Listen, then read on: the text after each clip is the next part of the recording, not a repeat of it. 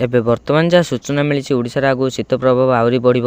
ରାଜ୍ୟରେ 2 ରୁ 3 ଡିଗ୍ରୀ ପର୍ଯ୍ୟନ୍ତ ପାରଦ ଖସିବା ନେଇ ଆକଳନ କରିଛି ପାଣିପାଗ କେନ୍ଦ୍ର। ଆସନ୍ତା 2 ଦିନ ମଧ୍ୟରେ 2 ରୁ 3 ଡିଗ୍ରୀ ପର୍ଯ୍ୟନ୍ତ ପାରଦ ଖସି ଶୀତ ବଢ଼ିବା ନେଇ ପୂର୍ବାନୁମାନ କରାଯାଇଛି। ଯଦି ଆପଣମାନଙ୍କ ଅଞ୍ଚଳର ପାଣିପାଗ ସଠିକ ପାଇବାକୁ ଚାହୁଁଛନ୍ତି ତେବେ ଭିଡ଼ିଓକୁ ଶେଷ ପର୍ଯ୍ୟନ୍ତ ଦେଖନ୍ତୁ। ଏଥିସହିତ ଚ୍ୟାନେଲରେ ନୂଆ କରି ଆସିଥିଲେ ସବସ୍କ୍ରାଇବ୍ କରନ୍ତୁ। ଏବେ ଯାହା ସୂଚନା ମିଳୁଛି ପାରଦ ଖସିଲେ ବିଶେଷ କରି ରାତ୍ରି ତାପମାତ୍ରା ପରିବର୍ତ୍ତନ ଦେଖାଦେବ। ଆସନ୍ତା 7 ଦିନ ଯାଏଁ ପାଗ ଶୁଖିଲା ରହିବ ବୋଲି ଆକଳନ କରାଯାଇଛି।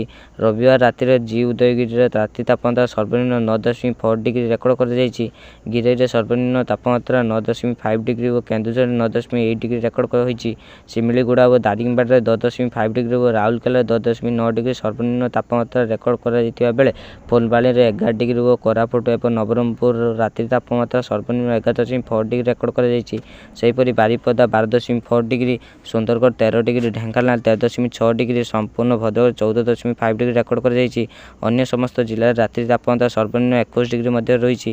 ସେହିପରି ଡିସେମ୍ବର 12 ତାରିଖରେ କୋରାପୁଟ ରାତ୍ରି ତାପମାତ୍ରା ସର୍ବନିମ୍ନ 10 ଡିଗ୍ରୀ ରହିଥିବା ନେଇ ଆକଳନ କରାଯାଇଛି।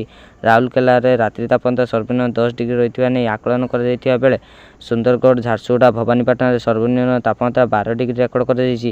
ଅନ୍ୟ ସବୁ ଜିଲ୍ଲାରେ ସର୍ବନିମ୍ନ ତାପମାତ୍ରା 14 ରୁ 19 ଡିଗ୍ରୀ ମଧ୍ୟରେ ରହିଥିବାର ସମ୍ଭାବନା ରହିଛି।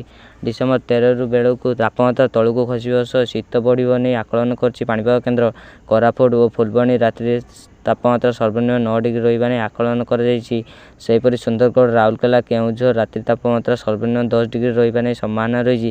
ଭବାନୀପାଟଣା ଓ ଝାରସୁଗୁଡ଼ାରେ ସର୍ବନିମ୍ନ ତାପମାତ୍ରା 13 ରହିବା ନେଇ ପୂର୍ବାନୁମାନ କରିଛି।